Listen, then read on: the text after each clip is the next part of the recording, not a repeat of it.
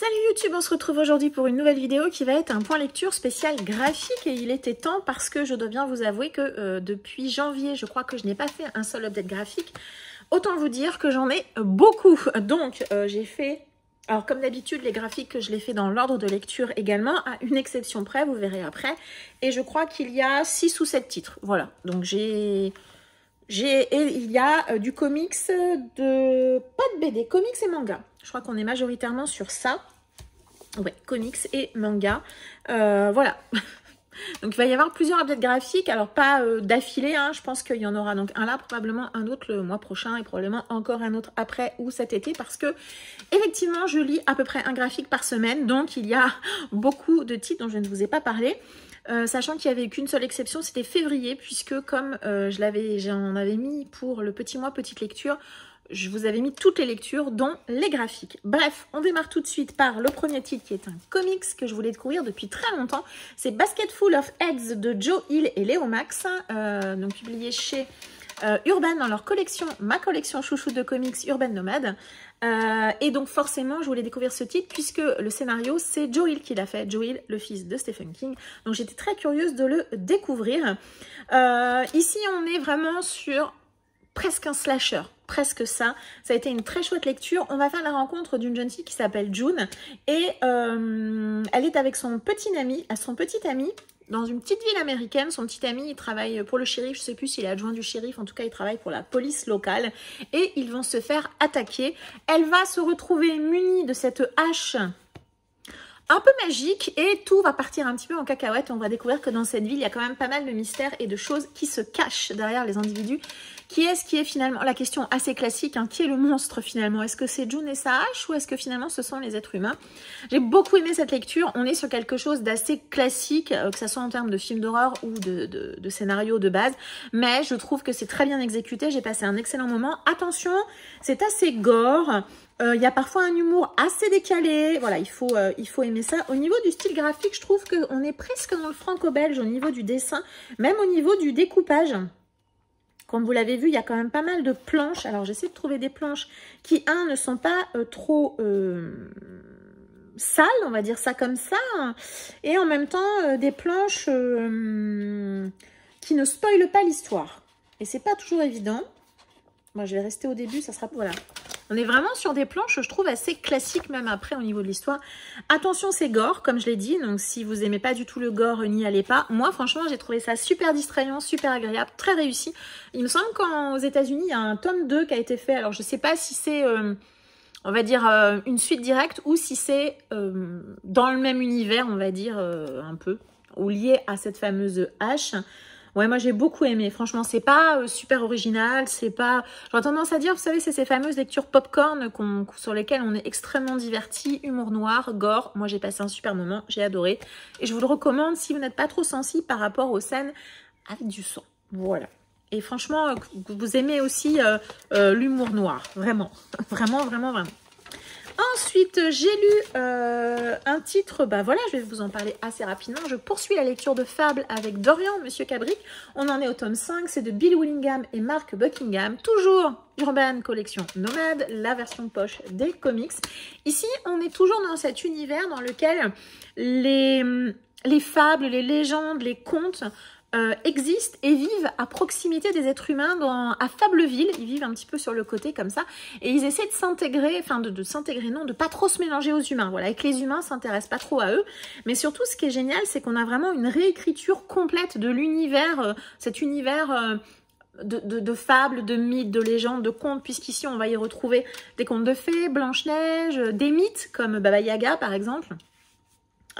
La petite sirène, alors petite sirène, non je dis ça mais j'ai un doute si on l'a déjà vu, mais en tout cas Hansel et Gretel par exemple, voilà, on a vraiment tout type de contes, Aladdin, enfin vraiment, et puis en plus on voyage un peu dans le monde entier et c'est vraiment excellent. Les deux auteurs ont recréé complètement un univers qui réinvente, réinterprète ça Dans une partie de l'histoire, ils ont été attaqués par un ennemi qui essaie de récupérer Fableville, etc. et éventuellement d'aller ensuite pouvoir attaquer les êtres humains. Ici, on a une fin d'un arc, vraiment ici, et on a une grande partie qui va concerner la bataille finale de cet arc. Là, on va vraiment clôturer quelque chose. Je dois bien avouer que c'est pas une partie qui m'a passionnée. On a beaucoup de combats, on a des batailles, etc. C'est pas forcément ce qui m'intéresse le plus. Et ensuite, on a un nouvel arc qui va démarrer, notamment avec un grand méchant, un nouveau méchant, qui a l'air vraiment très très sombre. Moi j'ai beaucoup aimé, vraiment j'ai hâte de découvrir ce que va faire ce grand méchant. Mais c'est vrai que ce que j'adore le plus dans cette histoire, c'est vraiment de voir comment il réinvente ces personnages de contes de fées, alors soit à l'identique de ce qu'ils ont été, en tout cas de ce que l'on connaît d'eux, soit complètement à l'opposé de ce qu'ils sont. On va découvrir le prince charmant, Jack et le haricot magique, le loup-garou, Blanche-Neige. Enfin voilà, je trouve ça assez génial ce qu'ils en font. Pinocchio, Geppetto, enfin voilà, vraiment. C'est vraiment ce qui me plaît le plus dans cette histoire. Je trouve que ici on est sur... alors c'était le cas également pour les tomes d'avant. On est sur une lecture qui est assez dense. C'est pas un titre qu'on lit en 5 minutes, hein, contrairement à ce que certains peuvent penser des comics. Ça, il y a vraiment... C'est assez verbeux, il y a beaucoup de textes. En plus, il y a beaucoup d'événements. Donc si on veut vraiment bien comprendre l'enchaînement des événements, le rôle de chaque personnage, etc. Il faut en plus parfois référence à des événements qui se sont passés dans les tomes précédents. Voilà, il faut vraiment prendre le temps de bien le lire. C'est vrai que c'est pas une lecture qui dure 5 minutes, hein. Non, c'est vraiment pas ça. On a plusieurs dessinateurs qui s'enchaînent et c'est vrai que c'est pas quelque chose qui m'avait dérangé dans les tomes d'avant. Je trouve qu'ici, parfois, on a un petit peu de mal à... comment dire, à vraiment bien identifier qui est qui, puisque forcément, comme on a différents dessinateurs, eh bien, il peut arriver que certains personnages aient le visage légèrement modifié d'un tome à l'autre, ou même d'une histoire à l'autre, ou d'un chapitre à l'autre. Donc ça, c'est quelque chose qui m'a un petit peu gênée dans ce tome-ci. Alors, est-ce que c'est le côté danse, la fin de l'arc, la partie combat qui m'a moins intéressée, vraiment les parties complot, clairement. Mais voilà, bien évidemment, je vais continuer. Je suis curieuse de voir jusqu'où les auteurs vont aller. Vous voyez, là, par exemple, on a un style graphique comme ça qui est finalement assez détaillé. Et puis après, on a quelque chose d'autre. Voilà, qui est comme ça.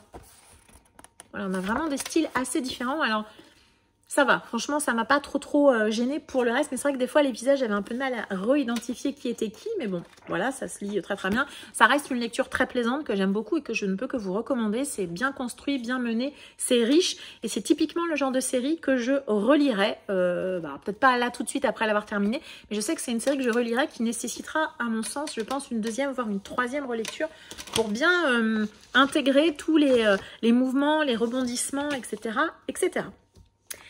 Ensuite, un one-shot manga que j'ai beaucoup aimé, c'est Confession de Nobuyuki Fukumoto et Keiji Kawaguchi. C'est publié chez Panini Comics. Ici, on est dans la montagne. On va suivre deux hommes. Ici, ils font de l'alpinisme et l'un des deux, et ils essaient de rejoindre un refuge, le refuge qu'on a ici. Et quelques mètres avant d'arriver au refuge, ils sont en pleine tempête de neige. Il y a un des deux qui va tomber, qui va se blesser et pensant que sa dernière heure est arrivée, il va confesser quelque chose à l'autre personne.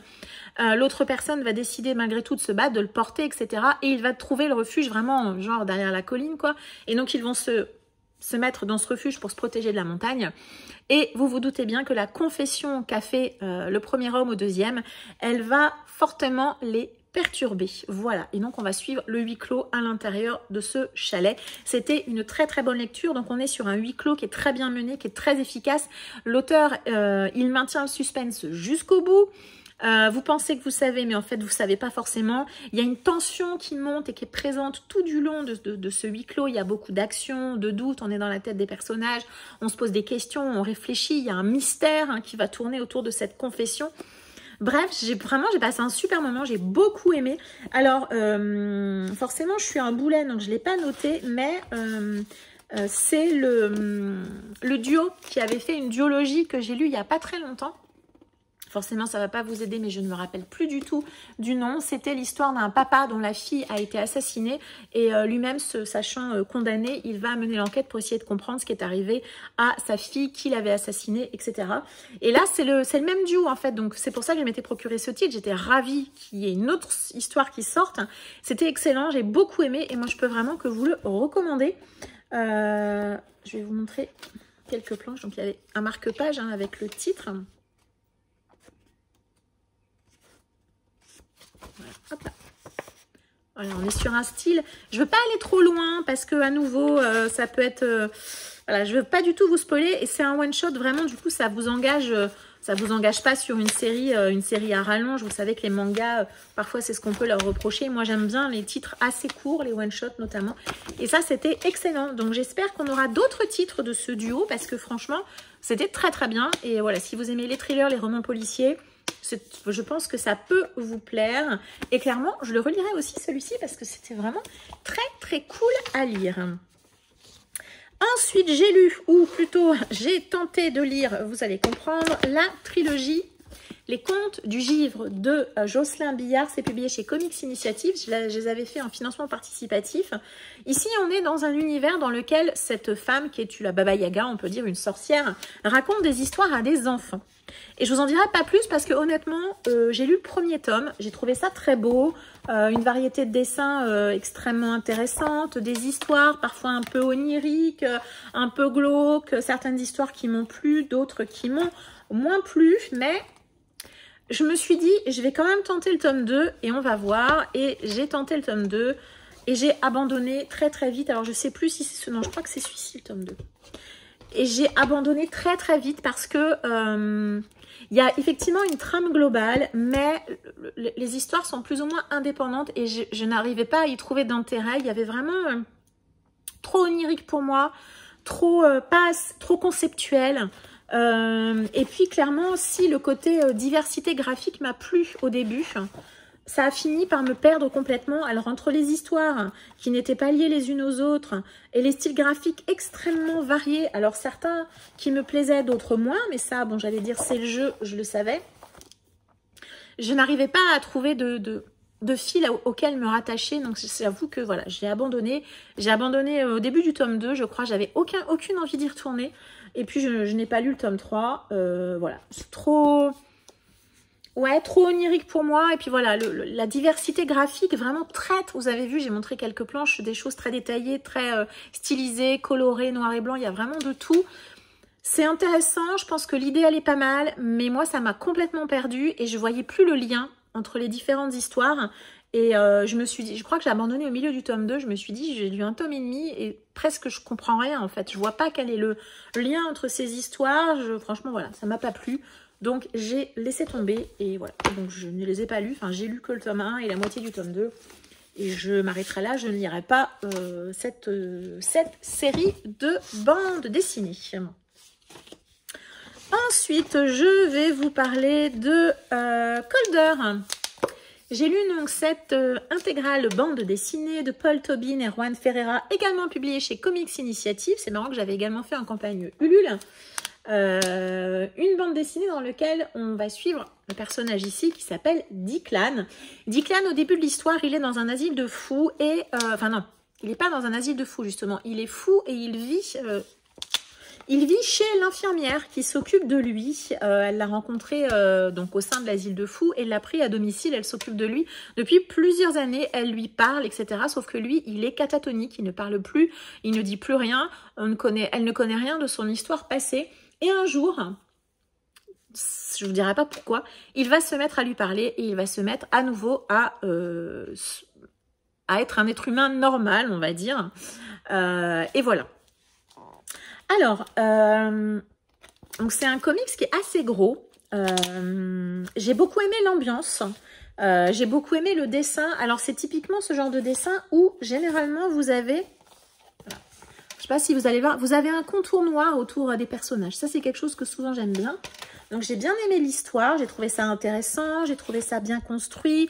On a vraiment des gros écarts de couleurs. Le livre en lui-même, il est assez agréable. Vraiment, alors c'est assez noir, assez sombre, assez glauque puisqu'on va naviguer entre la réalité et un autre monde. Voilà, je vous dirai pas lequel, mais voilà. Et du coup, on a des planches qui sont assez sombres avec des créatures, des choses comme ça. Donc, cette ambiance-là m'a bien plu. J'ai bien aimé naviguer comme ça entre la réalité et la folie de notre personnage principal. Savoir s'il était fou ou effectivement si ce qu'il racontait c'était la réalité. Qu'est-ce qui lui est arrivé? Comment est-ce qu'il s'est retrouvé dans cet asile de fou? Il y a des planches que j'ai trouvées magnifiques, alors que ça soit, par exemple celle-là, que je trouve magnifique et à la fois en termes de terreur, j'allais dire. Il y a des planches vraiment qui m'ont fait, alors peut-être pas aller jusqu'à flipper, mais un petit frisson quand même. Des planches vraiment très glauques, très noires. Enfin, vraiment, il y a des choses qui m'ont beaucoup plu. Même l'histoire proposée, le méchant, etc. C'était vraiment intéressant. Par contre, j'avoue que j'étais un peu perdue par moments sur certaines choses. Au début, j'avais du mal à identifier quels étaient les enjeux. L'histoire, elle a plus ou moins deux parties. Et sur la deuxième partie, notamment, je me demandais, mais finalement, où tu m'emmènes, où on va? Enfin voilà, j'avais un petit peu de mal à identifier ça. Je me suis pas attachée au personnage du tout. J'ai quand même eu une lecture... Si les planches m'ont plu, les personnages m'ont laissé un peu de marbre, un peu froid. Et ça, c'est pas quelque chose qui m'a pas emballé. Et il y a quelque chose dans ce titre, c'est quelque chose que je n'aime pas beaucoup. On retrouve dans cette bande dessinée un personnage que l'auteur a déjà utilisé dans une histoire précédente. Et vous savez que ça, c'est quelque chose que je n'aime pas trop. Quand j'ai pas lu les histoires d'avant, je sais pas si c'est mon côté psychorigide ou pas, mais... c'est un truc avec lequel j'ai toujours du mal. Du coup, Colbert, j'en déduis que c'est un spin-off d'une autre histoire. Et n'ayant pas lu l'autre histoire, je me dis toujours, est-ce que je suis pas passée à côté de certaines informations, certains éléments, l'univers proposé, ou même peut-être que le personnage de Declan, peut-être qu'on le voit dans cette histoire précédente. Alors certes, l'histoire de Declan, ici, l'histoire elle est complète, hein, vous aurez toutes les infos. Mais voilà, ça c'est quelque chose qui me gêne toujours un petit peu. Quand je lis un titre, je me rends compte que c'est un spin-off d'une autre série et j'ai pas lu cette série. Moi, personnellement, j'ai toujours un petit goût de « ah, c'est dommage ». Il y en a ceux qu'il y a des gens que ça gêne pas du tout, voilà. Et ça m'a un petit peu gênée. Donc, c'était globalement une bonne lecture. Je peux vous la conseiller si vous aimez les titres assez noirs, hein, assez crades, même par moments. D'ailleurs, la couve, elle est pas mensongère, hein, voilà. Mais voilà, moi, j'ai trouvé ça un peu flou, visuellement magnifique sur certaines planches. J'ai bien aimé l'ambiance, mais je ne me suis pas attachée au personnage et j'ai trouvé ça vraiment dommage. Donc, c'était sympathique. Mais clairement, c'est pas un titre que je relirai. Et on va terminer avec un manga. Et alors, comme je disais, je trichouille un petit peu. C'est ce que je vous disais au début. Comme j'ai pas mal de retard, entre guillemets, hein, dans les updates manga, graphiques au sens large, je vais vous parler rapidement de 4 tomes, mais je vais faire light, hein, vous inquiétez pas. J'ai volontairement regroupé ces 4 tomes, donc c'est le 1, le 3, le 4 et le 5. Le 2, je l'ai lu en février, donc je vous en ai parlé dans le petit mois, petite lecture. Depuis janvier, avec Laurent Lado Vintage et Monsieur Cabric d'Orient, on se fait les Naruto. Donc pour le moment, on est sur un tome par mois. On verra si on accélère le rythme un petit peu ou pas, parce qu'à ce rythme-là, on est parti pour plusieurs années. Naruto de Masashi Kishimoto, publié chez Kana. Si vous connaissez, c'est formidable. Si vous ne connaissez pas, Naruto, c'est un enfant ninja. Il est orphelin. Et il a comme particularité d'avoir à l'intérieur de son corps un renard démon à 9 queues qui a été enfermé.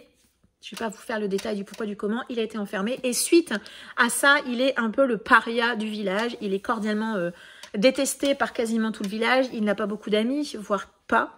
Il est tout seul et il est pas très bon à l'école de ninja. Et son objectif, c'est de devenir Hokage, c'est-à-dire de devenir le chef du ninja, clairement pour être reconnu, parce que ben voilà, son début de vie n'est pas facile. C'est un personnage super attachant, Naruto, mais aussi super agaçant par moments. C'est le héros typique de shonen que l'on peut aimer ou détester en fonction des périodes. Moi, Naruto, je me suis fait l'animé Naruto classique. Je suis toujours dans Naruto Shippuden que je déguste tranquillement. Je n'avais jamais lu le manga, donc pour moi c'est une pleine découverte. Je profite de cette réédition que je trouve plutôt sympathique. L'avantage comme ça sur ces titres, c'est vraiment qu'on peut profiter des planches. Alors bon, c'est un peu dommage à cause voilà, du milieu. Les livres étant assez gros, si on ne peut pas les abîmer, bah voilà, on va pas les casser. On a quand même des planches assez sympas. Et je trouve que déjà, dès les premiers tomes, en fait, hein, je trouve que Masashi Kishimoto... voilà, il y a quand même un sens, il y a déjà des belles planches et au niveau des combats, voilà, on a déjà des choses assez sympathiques. Pour moi, c'est très agréable, très sympa de découvrir la version manga, moi qui connais la version animée, de constater que dans le manga, ça va beaucoup plus vite que dans l'animé. Ça, c'est pas une surprise. On a parfois ici, dans un seul tome, on a 3-4 combats, alors que dans l'animé, vous avez un combat qui dure très longtemps. C'était très sympa de redécouvrir le début de l'histoire, de voir l'arrivée de certains personnages. Vous savez l'importance qu'ils vont avoir par la suite. Et c'est voilà, c'est une lecture un peu doudou, un peu sympa. Et je prends plaisir vraiment à découvrir cette histoire. Je vous en dirai pas beaucoup plus, voilà, parce que soit vous connaissez Naruto, et je pense qu'il est assez connu sans forcément que vous ayez besoin de moi pour vraiment vous en parler. Mais voilà, donc sachez que j'ai lu, en tout cas pour le moment, 5 tomes. Et ben voilà, avec les gars, on va continuer de se faire cette petite lecture. Juste, par rapport à d'autres shonen, je trouve que les combats, en tout cas pour le moment, sont très lisibles. C'est pas toujours le cas dans le manga, donc je le précise. Et le personnage de Sakura, qui était pas hyper intéressant dans l'animé, et parfois cordialement insupportable dans le manga. Je comprends pourquoi elle n'est pas très populaire parmi les fans de Naruto. Effectivement, elle est régulièrement casse-pied et insupportable, ce qui est bien dommage parce que je pense qu'il y avait moyen de faire un très chouette personnage. Bref, j'ai lu 5 tomes de Naruto, en gros 10 tomes, hein, puisque ce sont des tomes doubles, et ben, je vais continuer tranquillement de me les faire, et je vous en parlerai rapidement comme je viens de le faire là, parce que c'est pas très intéressant, je pense. Voilà, pour vous, j'ai rien de spécial à en dire, si ce n'est que c'est une lecture très cool, très sympa, un peu doudou, et que je passe un super moment à redécouvrir l'histoire de Naruto. Voilà, ce point lecture est maintenant terminé. Je me rends compte que je n'ai fait que 20 minutes. J'aurais presque pu mettre 1 ou 2 titres de plus, mais je pense que 20 minutes, c'est déjà pas mal. Merci beaucoup de m'avoir suivi jusqu'ici. N'hésitez pas à m'indiquer en commentaire si vous avez lu des titres graphiques et si vous en avez qui vous ont beaucoup plu. Je serais ravie d'en découvrir encore d'autres. Voilà, n'hésitez pas à mettre des commentaires, et voilà, si vous voulez pas mettre de commentaires et que vous avez juste envie de mettre un emoji, parce que je constate que ça marche plutôt bien, et je remercie toutes les personnes qui gentiment mettent des emojis même quand ils n'ont pas de commentaires particuliers à mettre. Je vous en remercie beaucoup. Je sais pas s'il y a des bulles dans les emojis pour parler de bande dessinée, mais si c'est le cas, n'hésitez pas. Voilà, merci beaucoup de m'avoir suivi jusqu'ici. Je vous souhaite une très agréable journée et je vous dis à très bientôt. Ciao.